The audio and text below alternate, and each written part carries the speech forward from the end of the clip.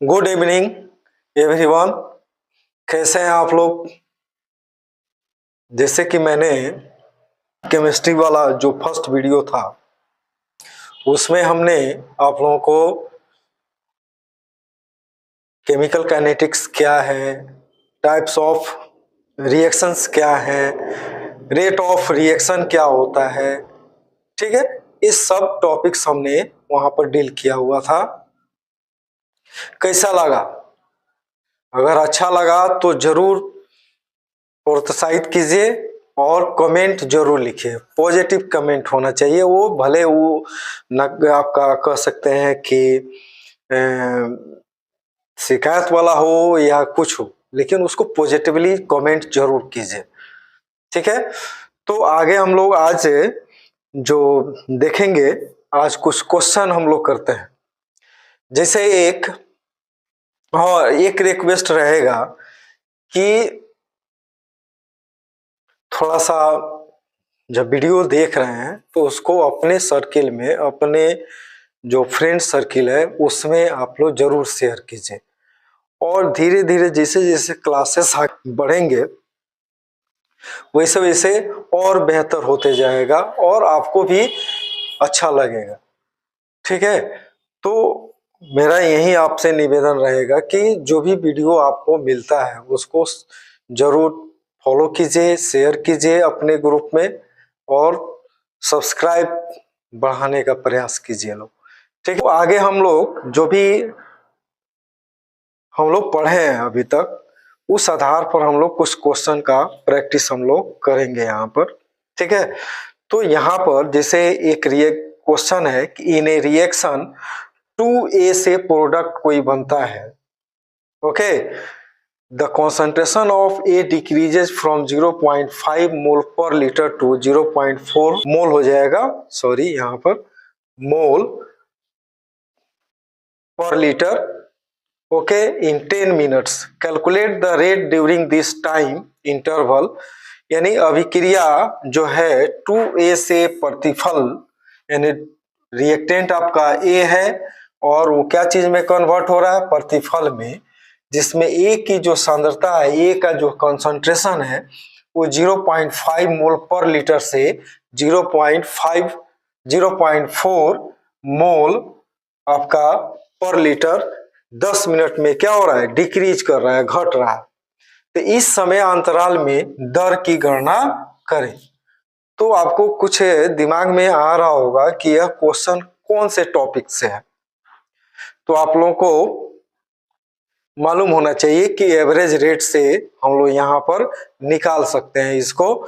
तो यहाँ पर क्या दिया हुआ है, एवरेज रेट, इंस्टेंटेनियस रेट आप लोगों को मालूम होगा। तो यहाँ पर देखें हम लोग कि यहाँ पर चेंज इन जो कंसंट्रेशन है वो आपका क्या है, यानी फाइनल कॉन्सेंट्रेशन माइनस क्या, इनिशियल कॉन्सेंट्रेशन बाई क्या, टाइम।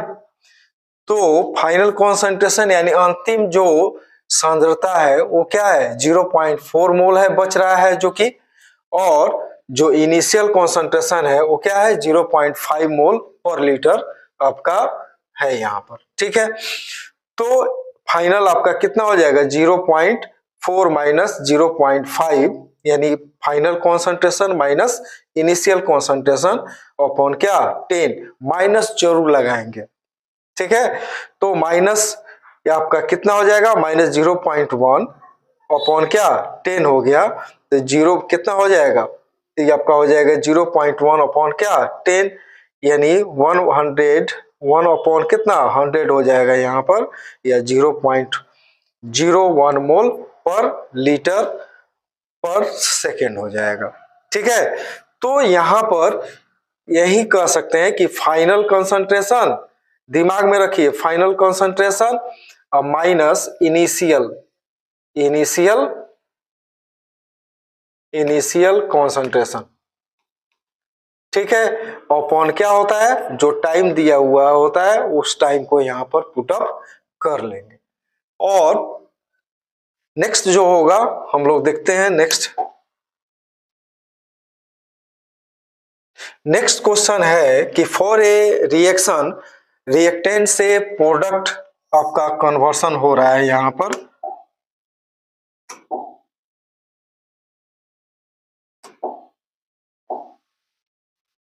रिएक्टेंट टू प्रोडक्ट आपका कन्वर्सन हो रहा है, जिसमें concentration of reactant change from 0.03 m to 0.02 m in कितना में 25 मिनट्स में। ठीक है, तो बोला जा रहा है कि calculate the average rate of reaction using unit of time both in minute and second. ये आपका एनसीईआरटी का क्वेश्चन है। ठीक है, आपको कौन सा यूनिट का यूज करना है, टाइम। अगर मान ले यहाँ पर आपका रेट एवरेज अगर निकालना हो, रेट एवरेज, तो आपका फॉर्मूला क्या होता है, final concentration minus initial concentration upon क्या, टाइम। जब टाइम रखेंगे तो एक आपका टाइम हम रखेंगे मिनट में, तब कैलकुलेट करेंगे, और दूसरा जो स्टेप में जब सेकंड का उपयोग करेंगे, सेकंड में कन्वर्ट कर लेंगे। ठीक है, यानी 25 आपका हो रहा है, 25 मिनट है, तो उसको सेकंड में बदलने के लिए क्या करेंगे, 25 इंटू कितना, 60। ठीक है, तब जाकर के आपका वो क्या हो जाएगा, सेकंड में हो जाएगा। तो वैल्यू जब रखिएगा तो ये आपका क्या हो जाएगा, फाइनल कितना है, माइनस 0.02 माइनस कितना 0.03 अपॉन कितना मिनट दिया है, तो सीधे 25 मिनट हम लोग रखेंगे। ये आपका हो जाएगा कितना, माइनस, ये आपका हो जाएगा माइनस 0.01 अपॉन कितना 25, या कह सकते हैं हम लोग कितना हो जाएगा 1 अपॉन कितना 25 इंटू 100, 1 अपॉन 100। ठीक है, अब इसको डिवाइड कर लेना, जो एवरेज रेट आएगा वो आपका क्या चीज में आया, तो मिनट में आएगा। ठीक है, और नेक्स्ट जो आपका बोल रहा है क्या चीज में, सेकंड में, तो सेम फॉर्मूला पर जाएंगे और यहां पर आपको क्या करना है, 60 से क्या करना है, मल्टीप्लाई कर देना है, वो आपका क्या हो जाएगा, सेकंड हो जाएगा, और वो आपका क्या यूनिट में आ गया, सेकंड यूनिट में आपका क्या मिल गया, एवरेज रेट मिल जाएगा। इस तरह से इस क्वेश्चन को हम रखे हुए हैं कि आप लोग अपना से बनाने का कोशिश कीजिए, और ये आपका एनसीईआरटी का क्वेश्चन है। अब हम लोग जो इम्पोर्टेंट है एग्जाम में, इम्पोर्टेंट तो सबको लेके चलेंगे, लेकिन हम लोग को क्या लेके चलना है, यहां पर मॉलिक्यूलरिटी। ठीक है, मॉलिक्यूलरिटी क्या है, इसको हम लोग देखते हैं कि मान ले कोई आपका रिएक्शन है, जैसे आपका PCl5, ठीक है, और इसको अगर हीट करते हैं तो यह क्या चीज में टूट जाता है, डिसोसिएट हो जाता है, तो PCl3 प्लस क्या Cl2 में। तो यह रिएक्शन को अब देखना है कि यह रिएक्शन बैलेंस है कि नहीं है। चेक कीजिए, बैलेंस है, तो अगर बैलेंस है तो यहां पर कितनी संख्या में PCl5 के मॉलिक्यूल यहां पर इन्वॉल्व हो रहा है, only one molecule, that is called क्या, मॉलिक्यूलरिटी ऑफ द रिएक्शन। ठीक है, उसी तरह से एक हम लोग अगर शुगर का हाइड्रोलाइसिस देखें, C12H22O11 प्लस क्या H2O, तो क्या मिला था, पहले एग्जांपल हम लोग देख चुके हैं, यानी C6H12O6 प्लस C6H12O6। तो यहां पर अगर इक्वेशन को बैलेंस देखें कि बैलेंस है कि नहीं, तो ये आपका इक्वेशन बैलेंस है, और इस इक्वेशन जो बैलेंस इक्वेशन है, इसमें नंबर ऑफ रिएक्टेंट मॉलिक्यूल कितना है, एक आपका मॉलिक्यूल आपका शुगर का है, और एक मॉलिक्यूल आपका किसका है, वाटर का है। तब यहाँ पर आपका टोटल नंबर ऑफ मॉलिक्यूल कितना हो गया रिएक्टेंट का, तो 2 हो गया। दिस इज द क्या, value of molecularity for that reaction, यही आपका इस अभिक्रिया के लिए मोलिकुलरिटी का मान है। तो आपको समझ में आया कि मोलिकुलरिटी का जो वैल्यू है वो कहां से मिल रहा है, कहां से मिला। तो दिमाग में क्या रखेंगे कि बैलेंस इक्वेशन देखेंगे और उसमें रिएक्टेंट के कितने मॉलिक्यूल पार्टिसिपेट कर रहे हैं, भाग ले रहे हैं, उन मॉलिक्यूलों की संख्या के बराबर ये आपका क्या हो जाएगा, मॉलिकुलरिटी का मान हो जाएगा। ठीक है, तो अगर डिफाइन करना हो तो क्या कह सकते हैं, अगर डिफाइन करना हो तो क्या कहेंगे कि the sum of the number molecules of reactant take part in a balanced chemical reaction is called molecularity।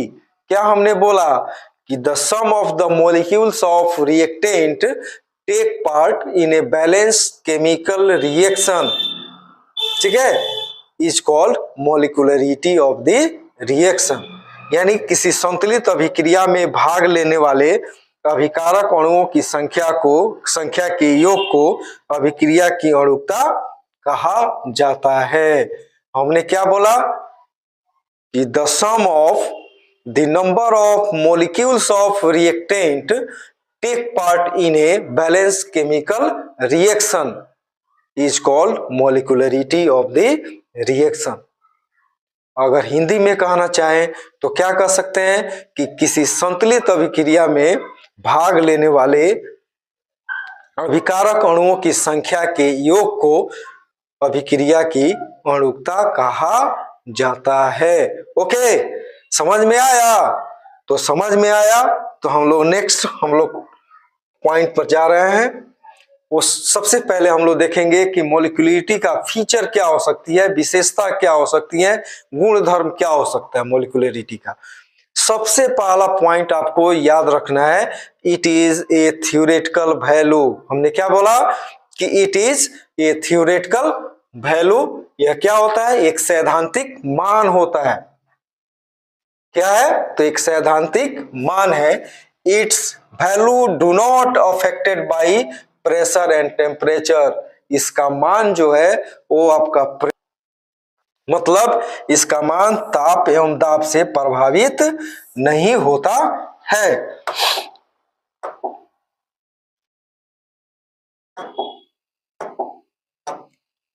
It's value may not be zero और फ्रैक्शनल। इसका मान कभी भी शून्य या फ्रैक्शनल नहीं हो सकता है, यानी शून्य या भिन्नांक में कभी नहीं होगा, यानी 1/2, 3/4 इस तरह से इसका मान नहीं होगा। दिमाग में रखना है कि इसका मान कभी भी होगा, क्या चीज में होगा, एक पूर्णांक संख्या में होगा, यानी होल नंबर में होगा। यानी इसका मान शून्य या भिन्नांक में नहीं होता है, इसका मान हमेशा पूर्णांक संख्या में पाया जाता है। ठीक है, और यह कहां से प्राप्त होगा, यानी मोलिकुलरिटी का जो वैल्यू की बात करें वो कहां से मिलेगा, उस रिएक्शन के बैलेंस्ड इक्वेशन से प्राप्त होगा। कहां से मिलेगा, तो इक्वेशन के बैलेंस्ड इक्वेशन से प्राप्त होगा। अगर कोई रिएक्शन हो रहा है तो उस रिएक्शन का जो बैलेंस्ड आपका इक्वेशन होगा, वो पता चल जाएगा कि how many number of molecules of reactant take part in that balanced reaction. ठीक है, तो उसे पता चल जाएगा कि उस अभिक्रिया में कितनी संख्या में अभिकारक अणु भाग ले रहे हैं। इसलिए कहा जाता है कि इसका जो मान होता है कहां से मिलेगा, संतुलित रासायनिक समीकरण से प्राप्त होता है। फिर एक बार तेजी में दोहरा रहे हैं, सबसे पहला जो फीचर है वो कह सकते हैं कि it is a theoretical value, एक सैद्धांतिक मान होता है। It's value is not affected by pressure and temperature. इसका मान दाब और ताप से प्रभावित नहीं होता है। तीसरा कह सकते हैं कि इसका मान शून्य भिन्नांक में नहीं होता है, इसका मान हमेशा पूर्णांक संख्या में पाया जाता है। क्या हमने बोला कि it's value may not be zero और fractional, it is always found in whole number. यह हमेशा पूर्णांक संख्या में पाया जाता है। नेक्स्ट है कि it's value is obtain from balanced chemical equation. रासायनिक जो रिएक्शन होता है उसके बैलेंस इक्वेशन से इसका मान हम लोग प्राप्त कर सकते हैं।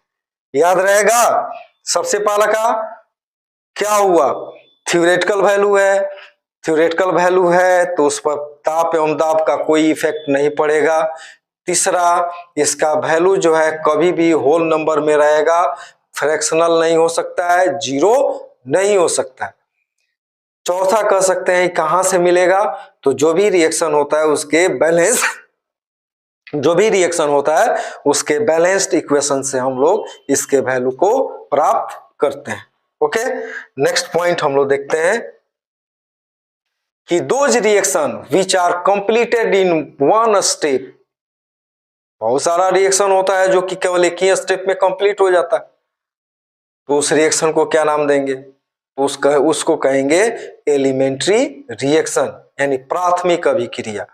यानी those reactions which are completed in only one step are called elementary reaction and for that reaction कह सकते हैं the value of molecularity will be always one. क्या कहने का मतलब हुआ कि कोई ऐसी अभिक्रिया जो केवल एक चरण में पूर्ण हो जाती है, कंप्लीट हो जाती है, उस अभिक्रिया को हम लोग क्या बोलेंगे, प्राथमिक अभिक्रिया कहेंगे। और उस प्राथमिक अभिक्रिया के लिए मॉलिक्यूलरिटी का मान क्या होगा, तो हमेशा एक होगा। ठीक है, नेक्स्ट हम लोग देखेंगे कि those reaction which are completed in more than one steps are called complex reaction. मतलब कि कौन सा कॉम्प्लेक्स रिएक्शन होगा, जो कि एक से अधिक चरण में हो रहा हो, वैसे रिएक्शंस को हम लोग बोलते हैं कॉम्प्लेक्स रिएक्शन। यानी those reaction which are completed in more than one steps are called क्या, complex reaction. And for complex reaction the value of क्या, molecularity is determined on the basis of क्या, final equation obtain from या obtain by adding each steps. मान लेते हैं दो step में आपका कंप्लीट हो रहा है, तो उन दोनों स्टेप को जोड़ करके जो फाइनल इक्वेशन मिलेगा उस आधार पर हम लोग मॉलिक्यूलरिटी का निर्धारण करेंगे। ठीक है, तो यहां पर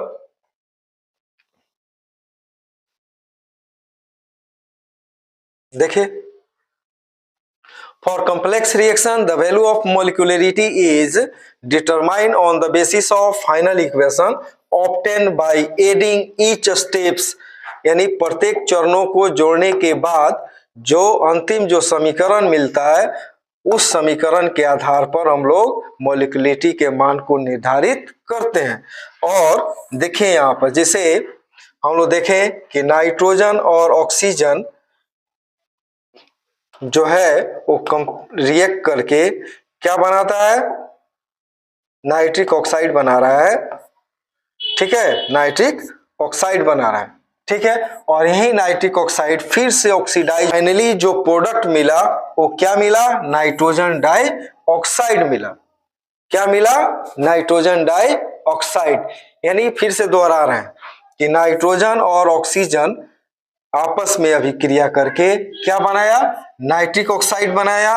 और वही नाइट्रिक ऑक्साइड दूसरे स्टेप में ऑक्सीजन द्वारा ऑक्सीडाइज होकर के क्या हो रहा है, नाइट्रोजन डाई ऑक्साइड मिल रहा है। इस तरह से दोनों रिएक्शन को अगर हम लोग देखें तो यहाँ पर क्या मिल रहा है, यहाँ पर लेफ्ट साइड में नाइट्रिक ऑक्साइड हुआ और इसको क्या करेंगे, कैंसिल करेंगे। ठीक है, बाएं और दाएं में जो भी होगा उसको क्या करेंगे कैंसिल करेंगे और दोनों स्टेप को जोड़ेंगे तो क्या मिल जाएगा, N2 प्लस 2O2 और क्या मिला, 2NO2। अब इस आधार पर देखें कि मॉलिक्यूलरिटी क्या होगी इसका मान। तो इस आधार पर मॉलिक्यूलरिटी का मान देखें तो मॉलिक्यूलरिटी का मान जो होगा इस आधार पर देखेंगे, जो कि दोनों स्टेप को जोड़ने के बाद जो फाइनल इक्वेशन मिला इसी आधार पर देखेंगे। तो यहाँ पर अगर देखें तो ये वन मॉलिक्यूल ऑफ क्या, नाइट्रोजन है, जो कि कंबाइन हो रहा है 2 molecule of oxygen to give 2 molecule of nitrogen dioxide. तो इस हिसाब से अगर इक्वेशन बैलेंस है तो how many number of reactant molecule take part in that balance equation? कितना? 1 molecule of nitrogen and 2 molecule of क्या? ऑक्सीजन। तो कितना हो जाएगा? 3। तो इस तरह से मॉलिक्यूलरिटी का मान क्या हो जाएगा? 3 हो जाएगा। ओके, चलिए नेक्स्ट टॉपिक देखते हैं हम लोग। एग्जाम्पल देख लें, मॉलिक्यूलरिटी का एग्जाम्पल देख लें। जैसे हम लोग सबसे पहला हम लोग लेंगे जैसे हाइड्रोलाइसिस ऑफ ईस्टर है। ओके, जैसे हाइड्रोलाइसिस ऑफ ईस्टर देखें, हाइड्रोलाइसिस ऑफ ईस्टर यानी ईस्टर का क्या? जलांशन, यानी जल द्वारा क्या होना? टूटना। तो मान लें यहाँ पर इथाइल एसीटेट है और इस इथाइल एसीटेट को क्या कर रहे हैं? वाटर में घोल रहे हैं।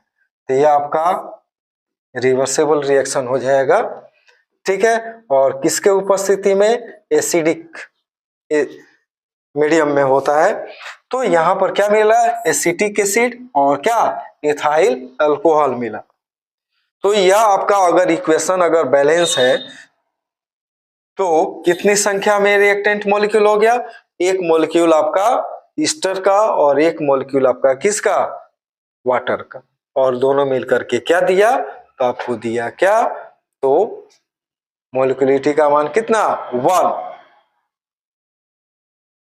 और दूसरा एग्जांपल क्या है? हाइड्रोलाइसिस ऑफ शुगर, ठीक है। चीनी का जलांशन देखें तो ये क्या हो जाएगा? C12H22O11 प्लस H2O क्या मिला? C6H12O6 C6H12O6 मतलब एक ग्लूकोज दूसरा क्या? फ्रुक्टोज मिला। और इक्वेशन को देखें तो एक मॉलिक्यूल, इक्वेशन चूंकि बैलेंस है तो यहाँ पर एक मॉलिक्यूल आपका किसका? शुगर का और एक मॉलिक्यूल किसका? वाटर का भाग ले रहा है। तो मॉलिक्यूलरिटी का मान क्या हो जाएगा? 2 हो जाएगा, ठीक है। तो जहां पर मॉलिक्यूलरिटी का मान 2 होगा मतलब उस बैलेंस आपका इक्वेशन में कितने नंबर ऑफ रिएक्टेंट मॉलिक्यूल हुआ? 2। तब उसको कहेंगे क्या? बाई मॉलिक्यूलर रिएक्शन, द्विआण्विक अभिक्रिया। उसी तरह से अभी आपका द्विआण्विक अभिक्रिया हो जाएगी, बाई मॉलिक्यूलर रिएक्शन हो जाएगा।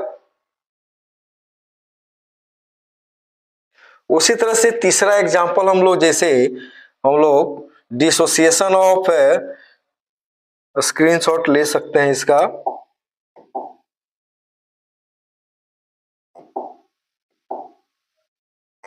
जैसे हम लोग दे सकते हैं यहाँ पर सी में, अरे क्या हो गया?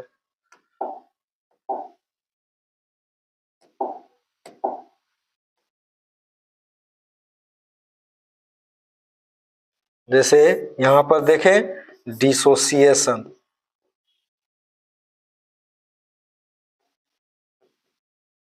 डिसोसिएशन ऑफ PCl5, PCl5 का अपघटन, ठीक है। तो हिंदी में बोल सकते हैं PCl5 का अपघटन, ठीक है। तो PCl5 को अगर हीट करें हम लोग तो आपको ये आपका हो जाता है क्या? PCl3 प्लस क्या? Cl2, PCl3 plus Cl2। मतलब इस इक्वेशन में हम लोग देखें तो केवल एक मॉलिक्यूल आपका PCl5 का भाग ले रहा है, इसीलिए इसका मॉलिक्यूलरिटी का मान क्या हो जाएगा? 1 हो जाएगा। कितना हो जाएगा? तो 1 हो जाएगा। और इसको हम लोग बोलते हैं क्या? यूनी मॉलिक्यूलर रिएक्शन, एक आणविक अभिक्रिया, ठीक है। इसको हिंदी में क्या बोलेंगे? एक आणविक,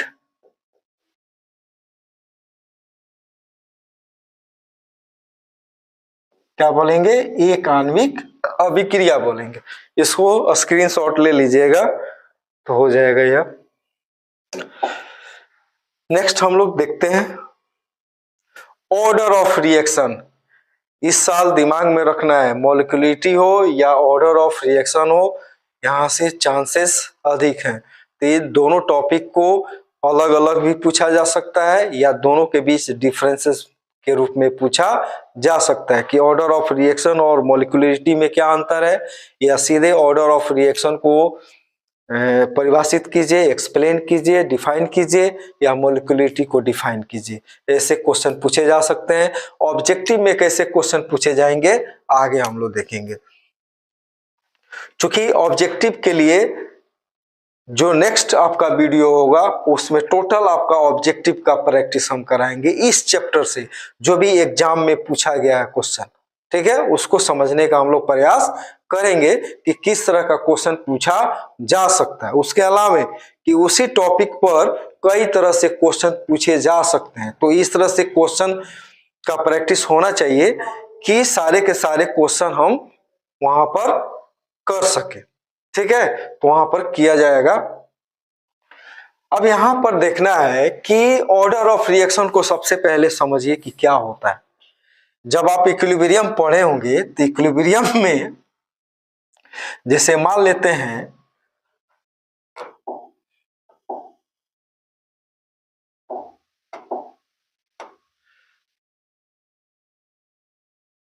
जैसे मान लें कि कोई रिएक्शन आपका A प्लस B और कोई प्रोडक्ट अगर बन रहा है, ठीक है, तो बोलता है रेट लॉ कि रिएक्टेंट अगर A और B है तो रेट जो होता है वो directly proportional to active masses of क्या, यानी directly proportional to the product of क्या, एक्टिव मासेस ऑफ क्या, रिएक्टेंट, यही आपका होता है। या रेट बराबर बोल सकते हैं इक्वल टू के concentration of A into concentration of क्या, B, ठीक है, तो यही इस तरह से एक्सप्रेस करते हैं हम लोग। तो इसको हम लोग के को क्या बोलते हैं, रेट कांस्टेंट, यानी दर स्थिरांक, यानी अभिक्रिया की जो दर होती है वह अभिकारक पदार्थों के सांद्रताओं के गुणनफल का सीधा समानुपाती होती है। तो इस हिसाब से हम लोग के लगा लिए यहाँ पर अनुपातिक के आपका स्थिरांक के रूप में।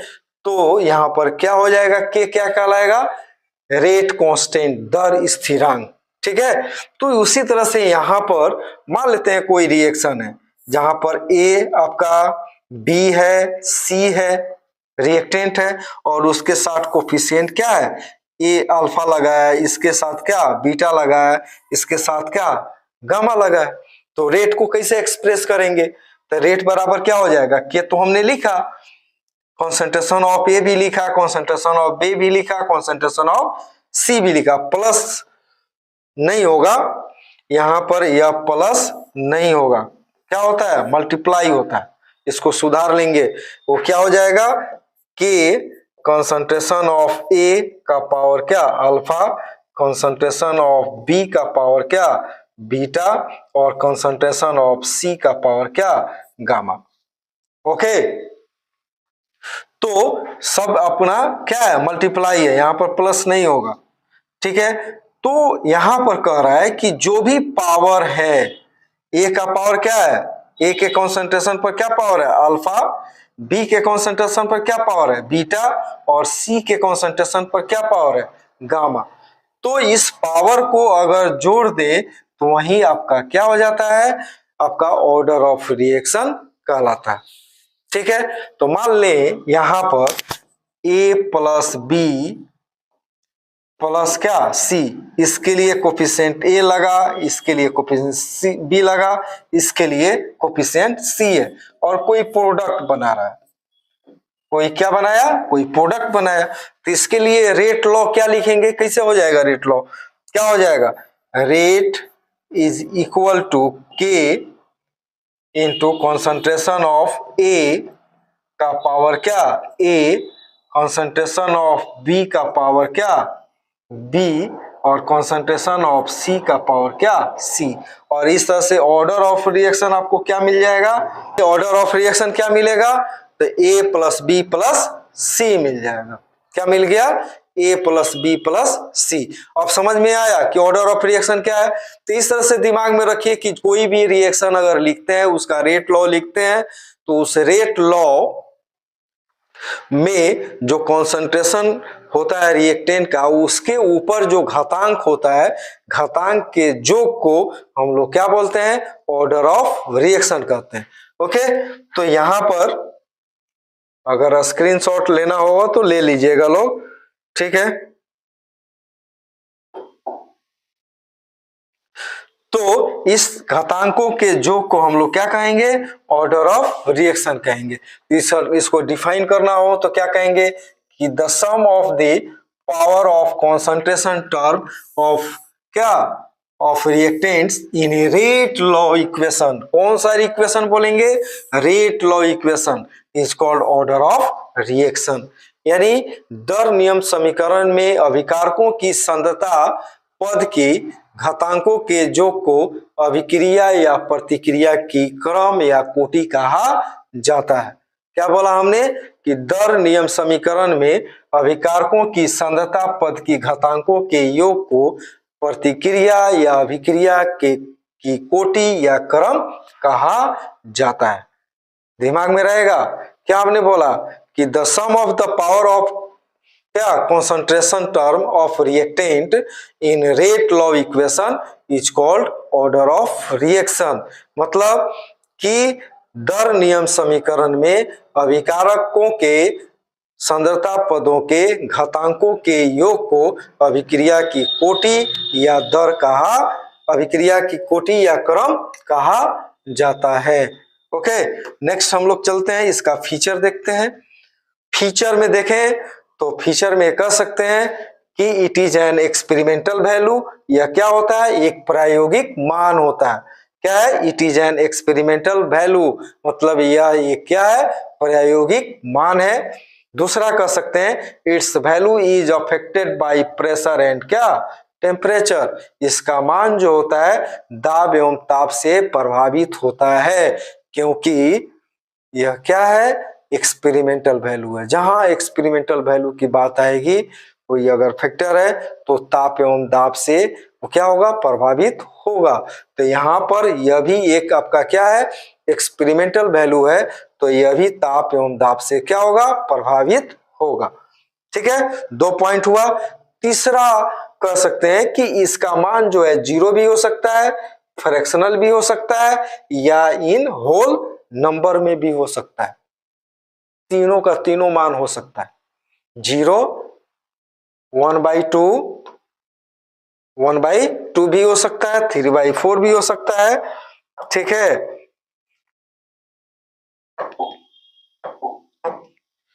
3/4 भी हो सकता है, या आपका 0 भी हो सकता है, 0 भी हो सकता है, 3/4, 1/2, या कह सकते हैं 1, 2, 3। ठीक है, कुछ भी मान इसका हो सकता है, जो कि डिपेंड करता है कि वो रिएक्शन का नेचर क्या है, उसमें भाग लेने वाले जो रिएक्टेंट है उनका तरीका क्या, स्टोइकियोमेट्री उसकी क्या है। नेक्स्ट है कि it's value is obtain from rate law equation. इसका मान जो है कहां से मिलता है, तो रिएक्शन के रेट लॉ इक्वेशन से प्राप्त होता है। ठीक है, तो कै गो वैल्यू हुआ, कै गो आपका फीचर हुआ, 4। अब चलते हैं दोनों में अंतर करने। अगर मॉलिक्यूलिटी की बात करें तो वो क्या होता है, उसका वैल्यू थ्योरेटिकल वैल्यू होता है।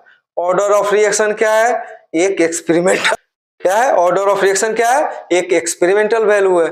दूसरा अगर देखें डिफरेंसेस, तो इसका जो मान होता है वो दाब और ताप से अफेक्टेड नहीं होता है। किसका, मॉलिक्यूलिटी का, यही ना बताया गया था, it's value may not be affected by pressure and temperature. लेकिन ऑर्डर ऑफ रिएक्शन में क्या कहें कि अगर एक्सपेरिमेंटल वैल्यू है तो उसका मान जो है ताप एवं दाब से प्रभावित होगा। तीसरा जो अंतर हम लोग देख सकते हैं कि मॉलिक्यूलरिटी का मान 0 या फ्रैक्शनल नहीं हो सकता है या होल नंबर में मिलता है, जबकि ऑर्डर ऑफ रिएक्शन का जो वैल्यू है वो 0 भी हो सकता है, फ्रैक्शनल भी हो सकता है, या होल नंबर में भी हो सकता है। ओके, नेक्स्ट हम लोग देखें it's value is obtain from rate law equation. Order of reaction का वैल्यू कहां से मिला, रेट लॉ इक्वेशन से मिला, जबकि मोलिकुलरिटी का जो वैल्यू है वो कहां से मिला, रिएक्शन के बैलेंस्ड इक्वेशन से मिला। कहां से, तो रिएक्शन के संतुलित समीकरण से मिला। तो अंतर इस तरह से हम लोग स्पष्ट कर सकते हैं। ओके, नेक्स्ट हम लोग देखें, नेक्स्ट फीचर हम लोग देखते हैं। बोल रहा है कि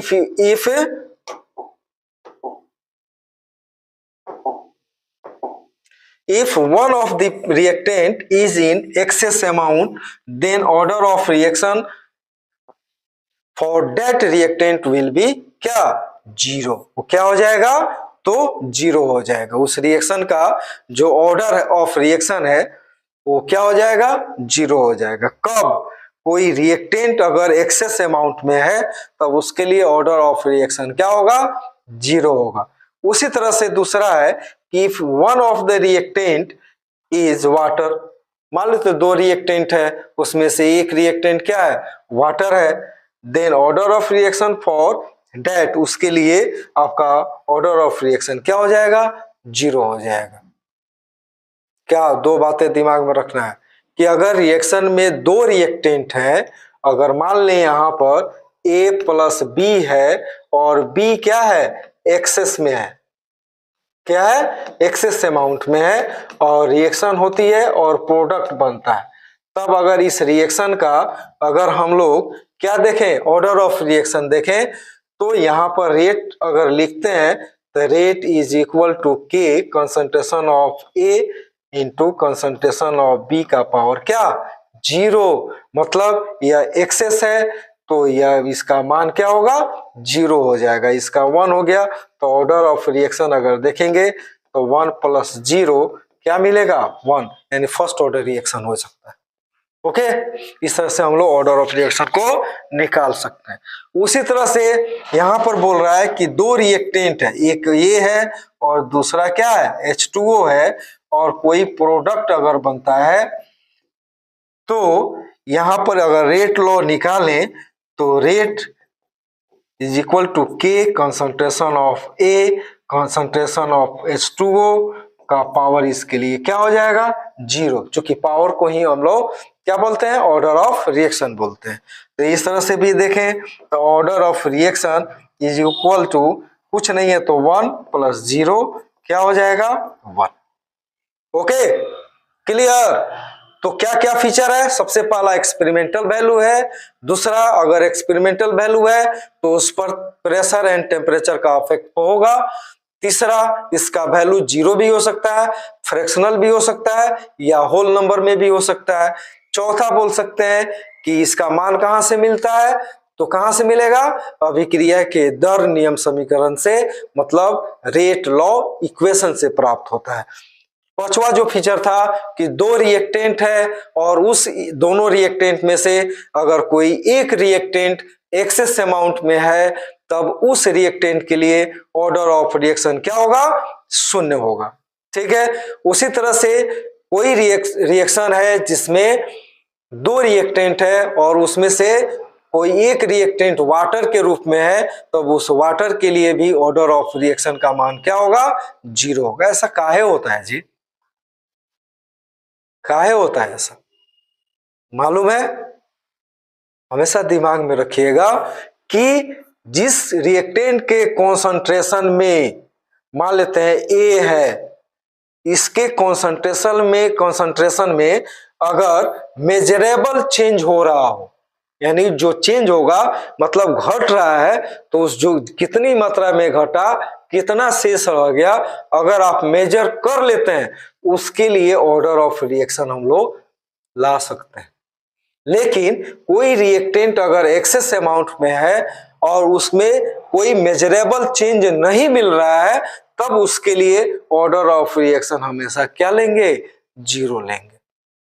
मतलब उसी रिएक्टेंट के लिए आपका ऑर्डर ऑफ रिएक्शन जीरो होता है जिसके कॉन्सेंट्रेशन में मेजरेबल चेंज नहीं होता है, यानी जिस चेंज को हम लोग मेजर नहीं कर पाते हैं उस रिएक्टेंट के लिए ऑर्डर ऑफ रिएक्शन हमेशा क्या होगा, तो जीरो होगा। हमेशा ध्यान में रखिएगा इस बात को।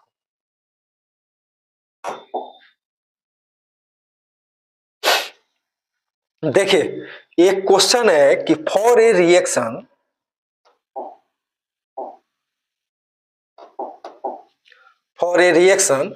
ए टू क्या बन रहा है, प्रोडक्ट बना। कोई रिएक्शन अभिक्रिया हुआ जिसमें ए आपका अभिकारक है जो कि अभिक्रिया करके क्या देता है, प्रतिफल देता है। It has been found that when the concentration of A increases 4 times, यानी पाया गया कि अगर ए की सांद्रता को 4 गुना बढ़ा दिया जाता है the rate of reaction becomes twice, अभिक्रिया की दर क्या हो जाती है, दुगुनी हो जाती है। What will be the order of reaction, ऐसा क्वेश्चन बनाने के लिए नहीं देगा, दिमाग में रखिएगा। और क्वेश्चन बैंक देखिए ऑब्जेक्टिव में मिलेगा और दिमाग में एक क्वेश्चन को आप बना सकते हो। अगर समझ में आ गया तो दिमाग में ही आपका सेटअप हो जाएगा कि इसका ऑर्डर ऑफ रिएक्शन क्या हो जाना चाहिए।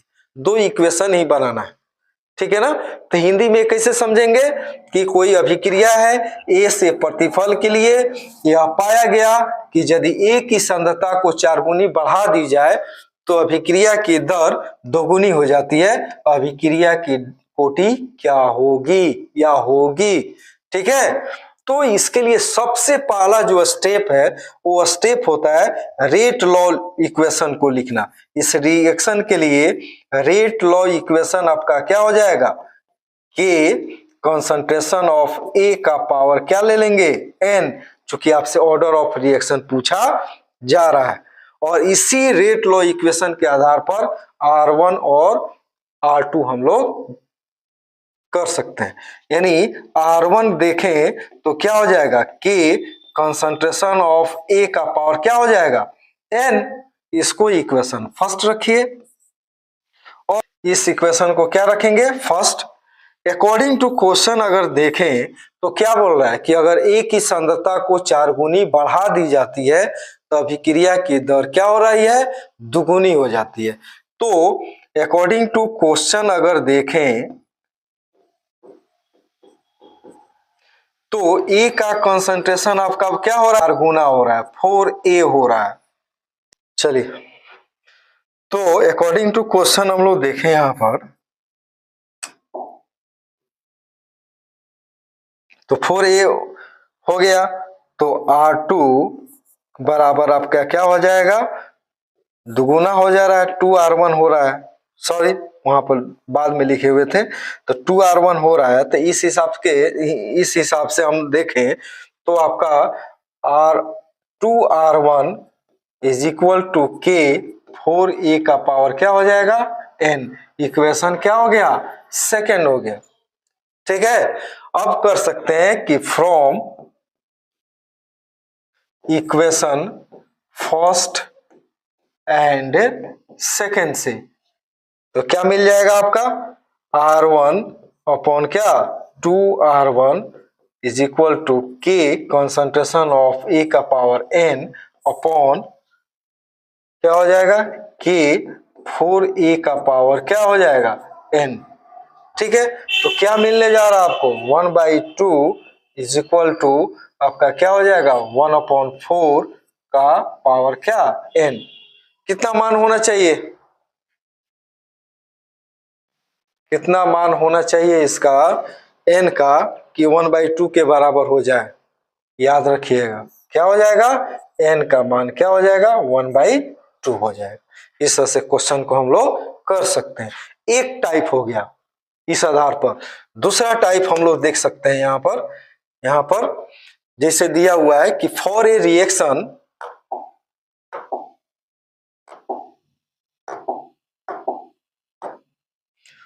रिएक्शन दिया हुआ है A प्लस बी प्लस सी, यानी 3 रिएक्टेंट हो गए और तीनों आपस में रिएक्टेंट आपका रिएक्शन करके क्या दे रहा है, प्रोडक्ट दे रहा है।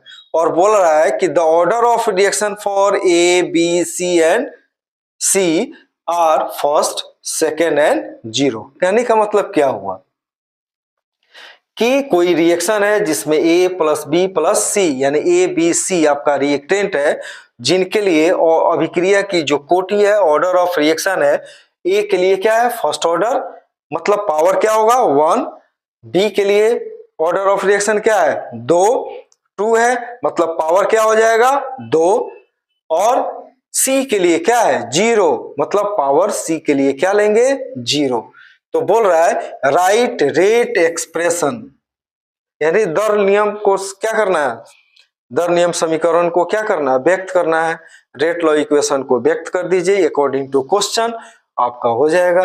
ठीक है, दूसरा बोल रहा है कि when the concentration of A and B increases 2 times, अगर अभिक्रिया ए और बी के सांद्रता को, कंसंट्रेशन को दुगुना अगर कर दिया जाता है, then what will be affect on rate, तब अभिक्रिया पर क्या प्रभाव होगा। ठीक है, जस्ट उसको हिंदी में यहां पर किया गया है। अभिक्रिया ए प्लस बी प्लस सी से क्या बना, प्रतिफल ए बी और सी के लिए अभिक्रिया की कोटि क्रमशः क्या है, प्रथम द्वितीय और क्या है, शून्य कोटि है। ठीक है, तो दर समीकरण व्यक्त करें। और दूसरा है क्या कि जब ए और बी की सांद्रता को दोगुनी कर दी जाए तो अभिक्रिया की दर पर क्या प्रभाव, जब ए और बी की सांद्रता को दोगुनी कर दी जाए तो अभिक्रिया की दर पर क्या प्रभाव पड़ेगा। ठीक है, समझ में आया क्वेश्चन। तो सबसे पहला हमारा प्राथमिकता यहाँ पर ऑर्डर ऑफ रिएक्शन दे दिया है। अब आपको पूछा जा रहा है कि कैसे रेट अफेक्टेड होगा। एनसीईआरटी का क्वेश्चन इसी आधार पर दिया हुआ है, आप लोग वहां पर प्रैक्टिस कर सकते हैं वहां पर। हालांकि लास्ट जब आपका इस चैप्टर का होगा वहां पर एक प्रैक्टिस सेट देंगे जहां से आप लोग क्वेश्चन कर सकते हैं, वहां पर प्रैक्टिस आप लोग कर लीजिएगा। तो चलिए शुरू करते हैं। सॉल्यूशन अगर इसका देखें तो हमारा प्राथमिकता यानी यही रहेगा कि सबसे पहले फर्स्ट स्टेप में हम लोग रेट लॉ इक्वेशन को लिखें। यानी सबसे पहला हम लोग यहाँ पर जो पूछा जा रहा है दर समीकरण को लिखेंगे, उसी आधार पर रिएक्शन बन नेक्स्ट आपका स्टेप चला जाएगा। तो पहला आपका क्या है, दर समीकरण। आपका क्या हो जाएगा, rate is equal to K concentration of A concentration of B into concentration of क्या, सी। ठीक है, ए बी और सी। और ए के लिए ऑर्डर ऑफ रिएक्शन क्या है, 1 है, बी के लिए क्या है 2 है, और सी के लिए क्या है 0 है। हो गया। दूसरा अगर देखें हम लोग तो आपका R1 मान सकते हैं इस आधार पर के कंसंट्रेशन ऑफ ए का पावर 1, कंसंट्रेशन ऑफ बी का पावर 2 और कंसंट्रेशन ऑफ सी का पावर क्या 0। इक्वेशन फर्स्ट कर सकते हैं। ठीक है, और अकॉर्डिंग टू क्वेश्चन देखें हम लोग, अकॉर्डिंग टू क्वेश्चन आपका चूंकि क्या हो रहा है, आपका कंसंट्रेशन ऑफ ए जो है,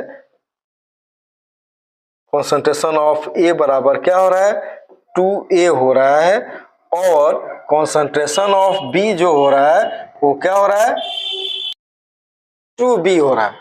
ओके, यानी according to question concentration of A is equal to क्या 2a हो रहा है यहां पर।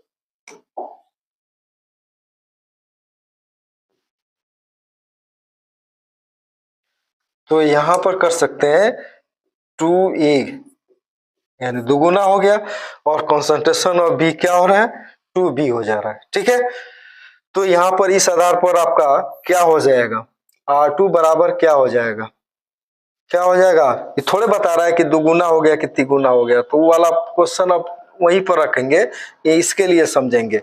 R2 बराबर क्या हो जाएगा, जस्ट यहां पर 2a का पावर क्या 1, 2b का पावर क्या 2 और c का पावर क्या 0। इक्वेशन आपका क्या हो गया सेकेंड। और कर सकते हैं कि from equation first and second से, ठीक है, आपका क्या हो जाएगा R1 by R2, R1 by R2।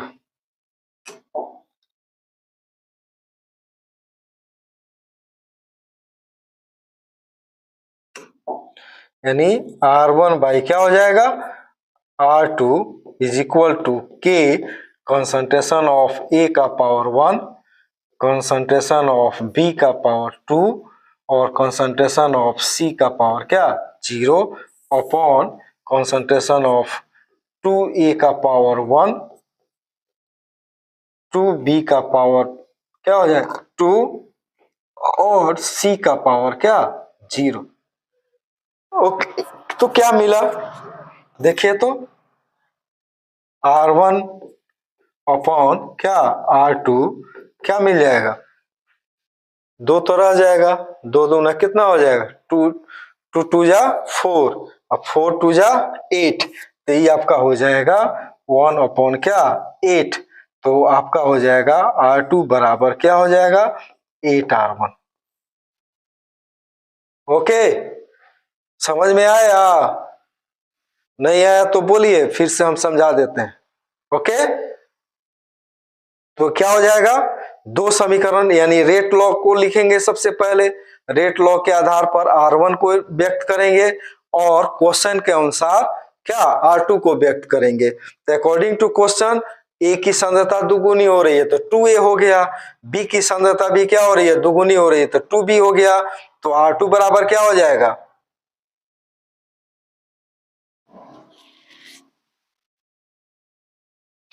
R2 बराबर क्या हो गया, R2 बराबर K 2A का पावर 1, 2B का पावर 2 और C का पावर क्या 0। तो from equation first and second से आपका हो जाएगा K कंसंट्रेशन ऑफ A का पावर 1, कंसंट्रेशन ऑफ B का पावर 2 और कंसंट्रेशन ऑफ C का पावर 0 अपॉन K 2A का पावर 1 और 2B का पावर 2 और C का पावर क्या 0। तो इस हिसाब से अगर सॉल्व करते हैं रिजोल्व करते हैं तो R1 बाई R2 आपका क्या मिलेगा 1 अपॉन 8, या R2 बराबर हो जाएगा क्या 8R1, मतलब प्रारंभिक अभिक्रिया से क्या हो जाएगा 8 गुना हो जाएगा। अगर A और B की सांद्रता को हम लोग क्या करें केवल दुगुना कर दें तो रेट ऑफ रिएक्शन क्या हो जाएगा दुगुना हो जाएगा। ठीक है, यह सेकेंड टाइप क्वेश्चन हो गया।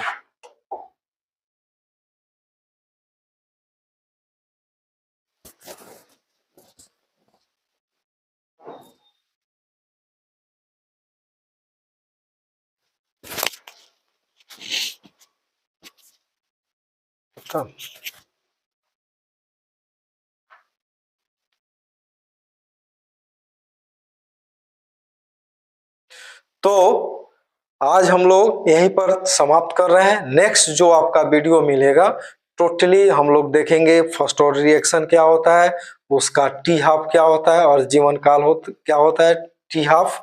ठीक है, जीरो ऑर्डर रिएक्शन को समझेंगे और उस आधार पर और इस आधार पर जो भी ऑब्जेक्टिव क्वेश्चन होगा और जो न्यूमेरिकल होगा उसको हम लोग पूरा एक वीडियो में हम लोग नेक्स्ट जो वीडियो होगा उसमें हम लोग करेंगे। और मेनली हम लोग देखेंगे कि एग्जाम में कौन से किस तरह से ऑब्जेक्टिव पूछे जाते हैं या एग्जाम में कौन से ऑब्जेक्टिव पूछे गए हैं इस चैप्टर से, उसको एक बार हम लोग दोहराएंगे। हालांकि आप लोग तो दोहरा ही रहे हैं, ऑब्जेक्टिव देख रहे हैं कि पूरा रट्टा मार रहा है लो ऑब्जेक्टिव का। ऑब्जेक्टिव क्या रट्टा मारने से होगा, आपका कॉन्सेप्ट से होता है ऑब्जेक्टिव, रट्टा पर रट्टा मारते जा रहे हैं। तो कॉन्सेप्ट को बनाइए और ऑब्जेक्टिव बनाइए, ठीक है ना, कॉन्सेप्ट अच्छा रहेगा ऑब्जेक्टिव आपका बनते चला जाएगा। ठीक है, तो कॉन्सेप्ट पर काम करना है। और हम लोग जो क्वेश्चन बैंक जो 10 साल 12 साल का जो क्वेश्चन है इस चैप्टर से जितने ऑब्जेक्टिव पूछे गए हैं या न्यूमेरिकल पूछे गए हैं या थ्योरी से जो क्वेश्चन पूछे गए हैं उसको लास्ट वीडियो में हम लोग समराइज करेंगे और उसको सॉल्व करने का प्रयास करेंगे। और फिर से एक बार रिक्वेस्ट कर रहे हैं कि वीडियो को ज्यादा से ज्यादा जितना हो सके लाइक कीजिए, शेयर कीजिए और सब्सक्रिप्शन को बढ़वाइए। ठीक है, ओके, धन्यवाद, थैंक यू।